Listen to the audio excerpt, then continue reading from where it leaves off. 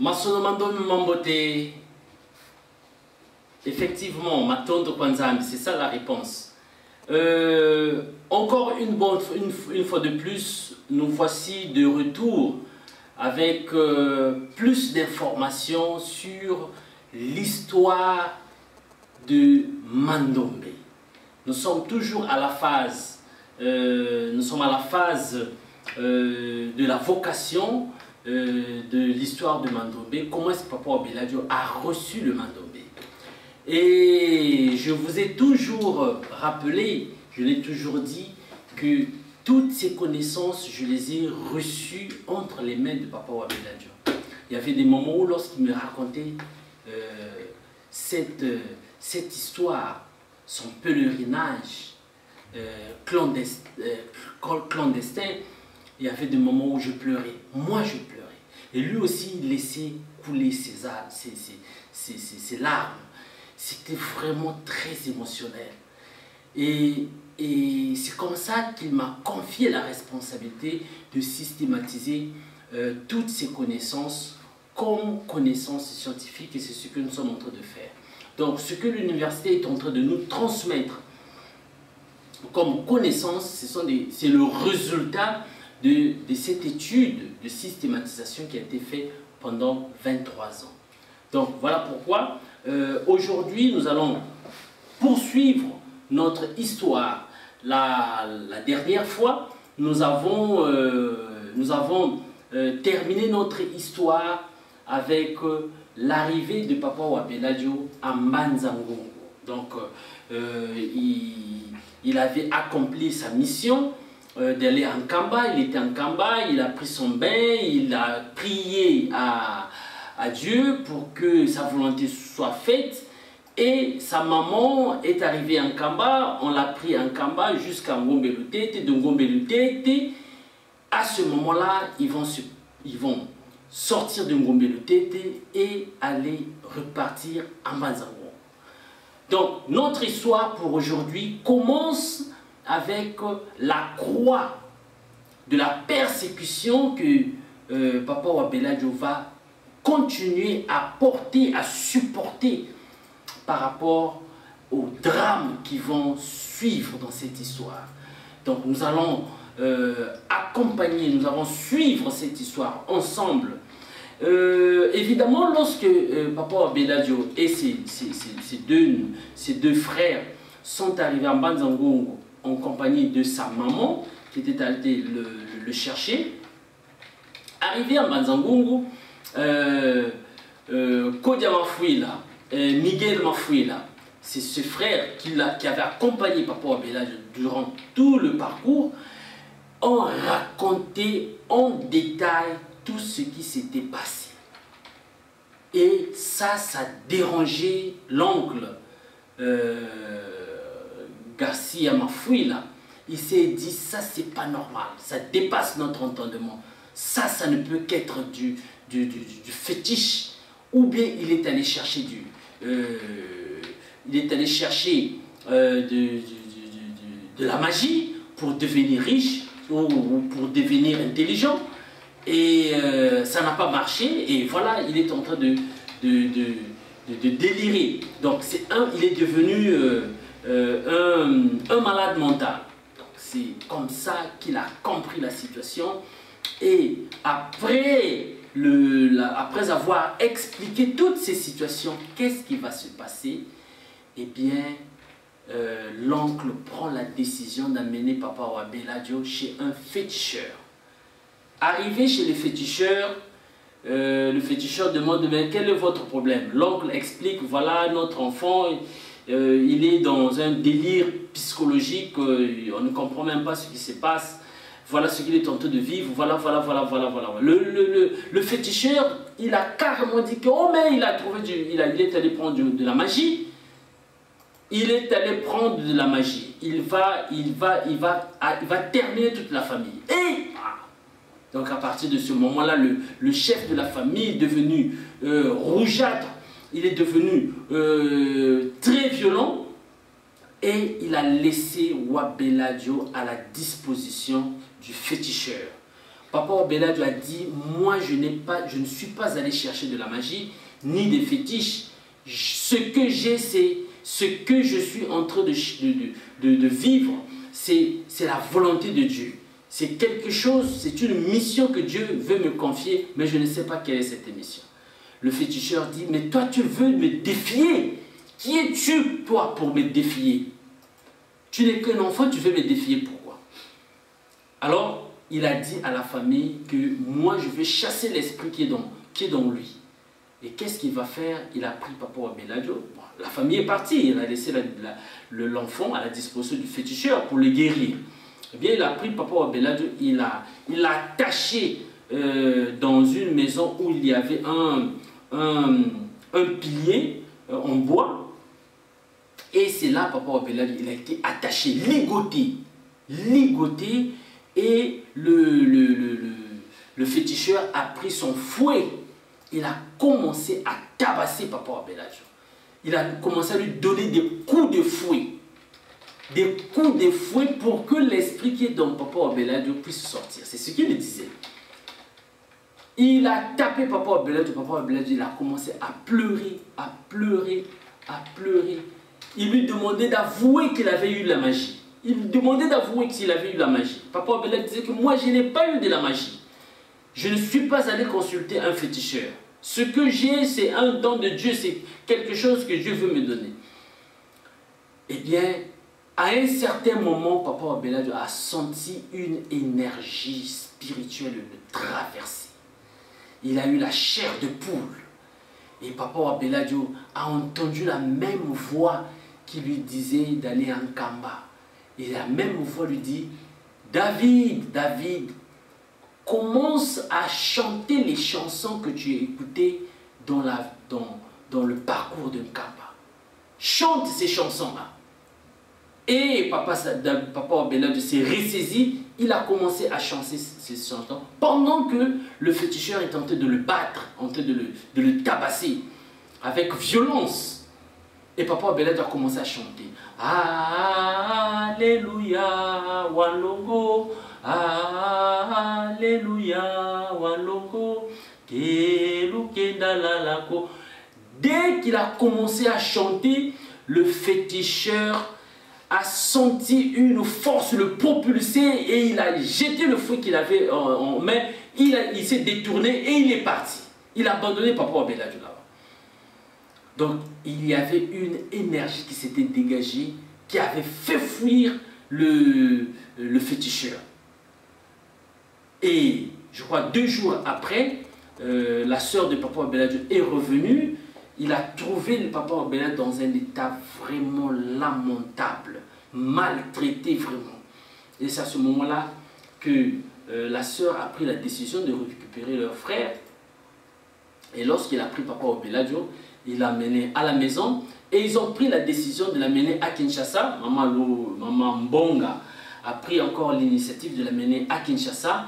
Et à Kinshasa, on va amener Papa Obeladio au centre neuropsychopathologique où on traite les fous, où on traite les malades mentaux. Et à partir de là, ils vont contacter un grand médecin, le docteur Diasongi. C'est lui qui va consulter Papa Obeladio, c'est lui qui va faire toutes les analyses. Et ils vont faire les analyses, ils vont se rendre compte que Papa Obeladio n'était pas malade. Toutes les analyses ont accusé négatif, donc la personne n'était pas malade. Et Papa Obeladio se rappelle toujours de ce jour-là.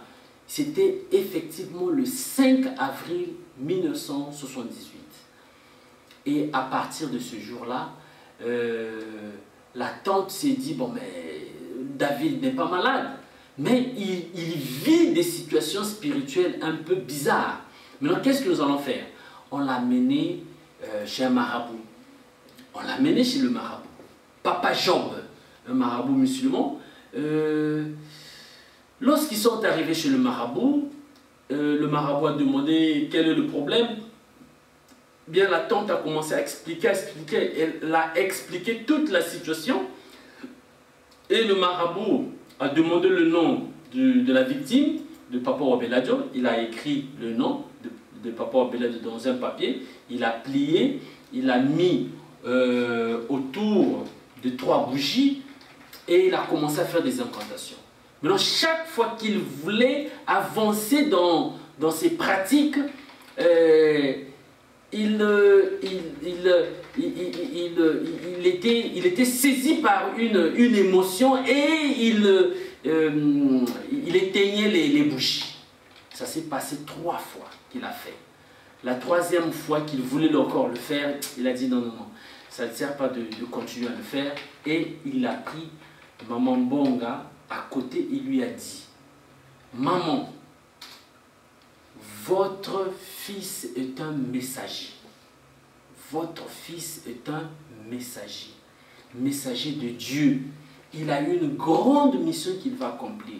Je voulais comprendre quelle est cette mission, mais je n'ai pas pu saisir la nature de cette grande mission. Mais il a une grande mission, c'est un messager de Dieu.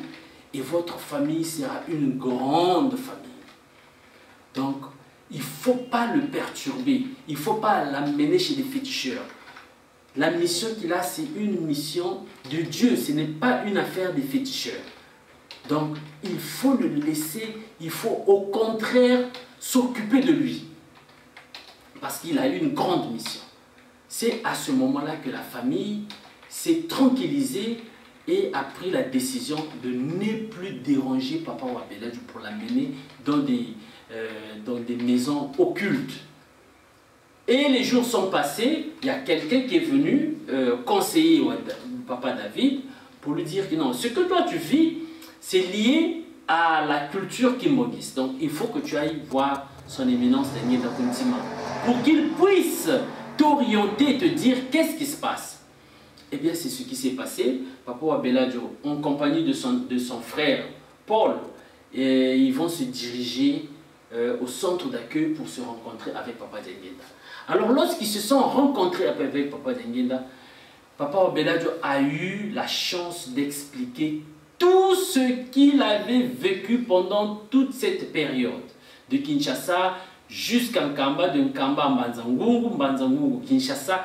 Il a raconté toute cette histoire. Papa Dengenda était patient, il a écouté ce que Papa Wabeladjo disait. Et à la fin, Papa Dengenda a fait appel à un pasteur pour lui demander quelle est la classification que nous donnons aux chansons qu'il a écoutées sur la route de Nkamba. Ce pasteur a dit que ce sont les chansons de promesses.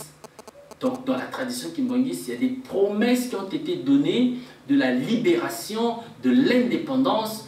Donc cette chanson fait partie de cette catégorie des promesses. Et c'est comme ça, c'est bien comme ça que Papa Dengenda lui a dit ceci. Mon fils, moi j'ai sillonné le monde entier, je n'ai jamais entendu parler de quelqu'un qui est resté collé au sol. Si cela est arrivé à toi, ça veut dire que tu as une grande mission que tu dois accomplir sur la terre. Et mon père veut te confier cette mission. Mais personne de ce monde ne te dira la raison pour laquelle tu es resté collé au sol. Donc, il faut beaucoup prier et beaucoup prier. Ça, c'est la recommandation que Papa Wabeladjo, Papa Dengenda a donnée à Papa Wabeladjo. Et Papa Dengenda lui a dit que à tout moment que tu ne dois pas passer beaucoup de temps sans pourtant qu'on puisse se voir. Il faut toujours me contacter pour tout ce que tu vas faire. C'est comme ça que Papa Wabeladjo va prendre ses dispositions et il va se retirer. Et en se retirant, il crée toutes les conditions pour rentrer à Mbanzangungu, là où se trouvait la famille, et il va se concentrer pendant 8 mois. Il va faire le jeûne pendant 8 mois. Et pendant 8 mois, il priait, il jeûnait. Il priait, il jeûnait. Il priait, il jeûnait. C'est sa grand-mère qui s'occupait de lui, qui venait lui donner à manger. mais avec des injures. Parce qu'il était devenu comme une femme qui a mis au monde, qui ne peut pas sortir. Et tout le monde le traitait comme ça. Et le huitième mois, Papa Wabeladio, il sera envahi par une force. C'était à 10 heures, c'était le matin. Il était envahi par une force extraordinaire qui lui donnait la chair de poule.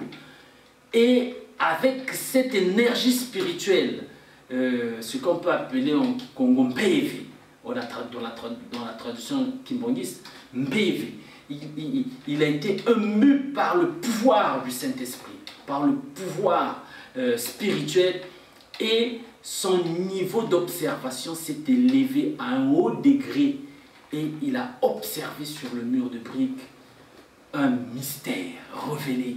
Il a observé sur le mur de briques une grande découverte. Et cette découverte que Papa Wabeladio va découvrir, va voir, c'est une découverte qui est liée au mur de briques. Il va se rendre compte que les lignes horizontales et verticales formées par la superposition des briques n'est qu'une combinaison de deux éléments géométriques qui se ressemblent aux chiffres 5 et 2. Il s'est dit, c'est pas possible ça. Alors, il s'est dit, ben, je dois vérifier ça, si c'est réellement, si ce phénomène n'existe que dans mon mur de briques, le mur de briques de ma maison. Il est sorti. Imaginez une personne qui a fait 8 mois sans sortir, 8 mois sans se déplacer. Il était enfermé dans sa maison. Il était enfermé dans sa chambre.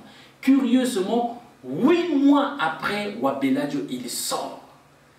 Il sort et Wabeladio, il va observer les autres murs de briques pour savoir si réellement la même réalité architecturale était la même dans d'autres maisons. Et c'est comme ça qu'il va sortir. Lorsqu'il sort, tout le jeune, tout le monde était triste de voir que quelqu'un qui est sorti de son enclos, il sort juste pour aller observer les murs de briques des autres maisons. Ils ont dit, ah, c'est fini, David, il est vraiment malade. Ça, c'est triste, c'est vraiment triste. Il secouait juste la tête. Ah, c'est fini, on a perdu David. Et lui, lorsqu'il faisait son observation, il était très serein, il était très sérieux. Et il a dit, ah, cette réalité est une réalité universelle. Et il est reparti dans sa chambre. En repartant dans sa chambre, la nuit, il rêve. Il rêve, un insecte se pose dans son corps en train de décrire le 5-2, 5-2, 5-2, 5-2. Tout son corps s'est transformé en 5-2, 5-2. Et il a dit, mais comment je suis en train de me transformer en 5-2, 5-2, 5-2? Et il se réveille, il dit, mais c'est pas possible ça. Les deux éléments que j'ai observés sur le mur de briques, ce sont les deux éléments aussi que j'ai vus en train de se dessiner sur mon corps. Extraordinaire. Bon, il a encore dormi. Cette fois-ci, il voit Papa Simon Kimbangu qui lui présente un certificat. Et il lui dit en Kikongo, Muntalozo zazoleze mwini ndo mesika vanga mambo maonso meka voidi mfuno mu activité matérielle. Donc, en fonction de ces deux éléments que tu viens d'observer sur le mur de briques, le noir fera tout ce dont il a besoin dans l'activité matérielle. Et c'est comme ça que Papa Wabeladio va se lancer dans la recherche pendant 17 ans. Cette réalité fonctionne comment? La réalité du mur de briques. Papa Wabeladio a découvert que dans le mur de briques, nous avons les lignes horizontales et les lignes verticales. Et ces lignes représentent en réalité une réalité architecturale très intéressante. il découvre que ces lignes horizontales et verticales ne sont qu'une combinaison de deux éléments géométriques qui se ressemblent aux chiffres 5 et 2. Donc nous avons ici le chiffre 5 et le chiffre 2. C'est ça ce qu'il avait découvert. Maintenant, pour avoir la véracité de ce théorème, de ce principe découvert sur le mur de briques, il faudrait que les deux éléments 5 et 2 qui ont été découverts sur le mur de briques doivent nous aider aussi à reconstruire le mur de briques. C'est-à-dire qu'avec la logique de la combinaison de 5 et 2, nous devions reconstruire le mur de briques. Au cas contraire, cette logique ne tient pas debout. Donc, voilà pourquoi il a fait cette combinaison, le 5, le 2, 5, 2, 5, 2, 5 et 2.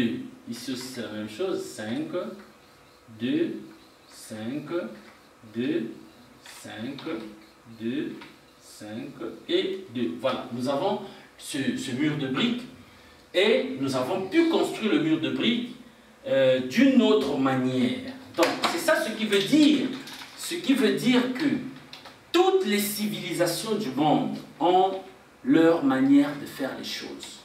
Aujourd'hui, en termes de technologie, les Chinois sont en train de fabriquer des voitures, les Allemands sont en train de construire des voitures, les Français, les Américains. Chaque pays a sa structure, a son chemin pour atteindre cet objectif.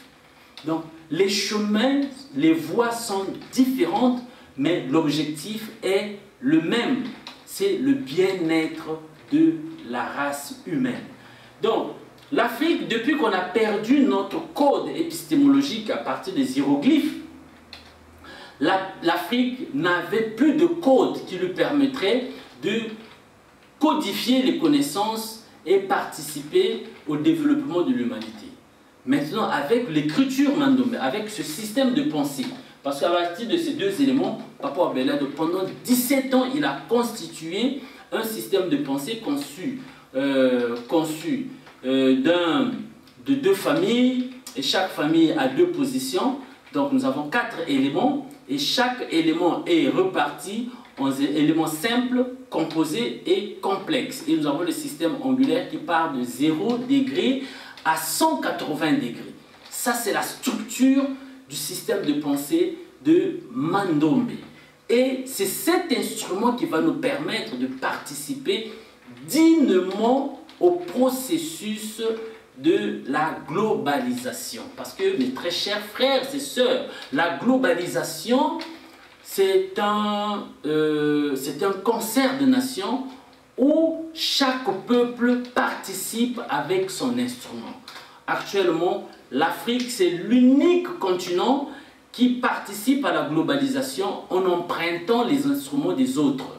Parce que nous sommes toujours considérés comme un arbre de Noël qui se fait entourer par des fruits qu'il ne produit pas. Et le mandomé, cet instrument que Papa Simon Kimbangu a révélé à Papa Wabelado, nous permettra d'avoir notre propre instrument afin qu'on puisse redémarrer dans le processus de la renaissance africaine moderne. Donc, tout étudiant, tout Rwandouenga qui apprend le mandombe, c'est automatiquement un activiste qui doit participer à l'enrichissement de cette connaissance pour son développement. Donc, voilà un peu, en un mot, les informations que je voulais vous passer. Comme nous sommes arrivés au mur de briques, nous allons maintenant rentrer dans le vif de la systématisation de la logique du mandombe. Donc, voilà un peu ce que nous avions à vous dire, à vous exposer comme connaissance. Je vous demande d'écouter toujours, de visualiser ces cours parce que vous êtes les conférenciers de demain. Partout où vous êtes, vous êtes les conférenciers de demain. C'est une grande responsabilité. L'Afrique doit éradiquer son complexe d'infériorité. Et c'est à nous de transmettre cet instrument à tous les Africains pour qu'ils puissent avoir la capacité psychologique de se débarrasser du complexe d'infériorité afin de s'affirmer comme un être pensant avec un instrument épistémologique très fort, très sophistiqué pour qu'on puisse se développer et marquer les pas vers le développement et le bien-être social des Africains, des Noirs dans le monde entier. Voilà en réalité ce que nous avions à vous transmettre aujourd'hui.